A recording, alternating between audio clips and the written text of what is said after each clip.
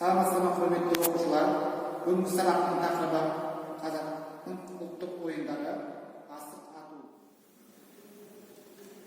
Асық арнайы қойдың асық жүрегінен алынады. Асықтың өз жатыс белгілері болады. Бүк, шік, алшы, тәйке.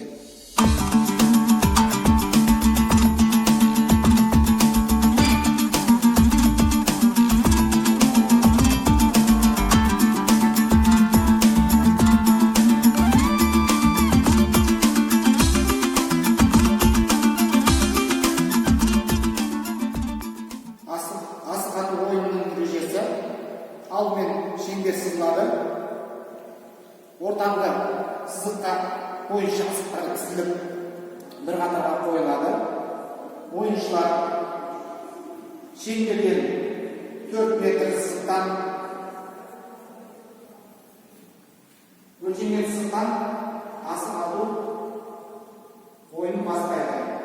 Өзара келісім бойынша ататын сызықты қысқартуға рұқсат. Асық ойында ату кезеңін анықтау үшін ойыншылар сақаларын иіреді.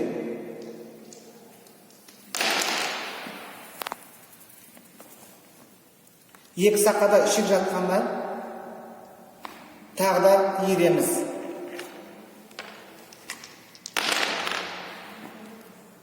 Бірінші ойыншының сақасы алшы тұрды, ол ойыншы бірінші болып ойынды бастайды. Сақаны иірген кезде сақалар тәйкі болып, алшы болып тұрса, алшы болып тұрған сақа бірінші атады, тәйкі болып түскен сақа иесі екінші болып ататын болады.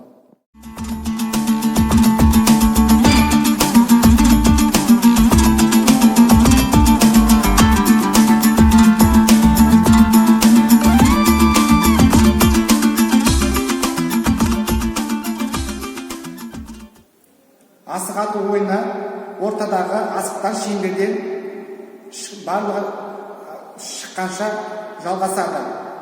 Ойын соңында ойыншылардың асықтары саналып, көп асық жинаған ойыншы жеңімпаз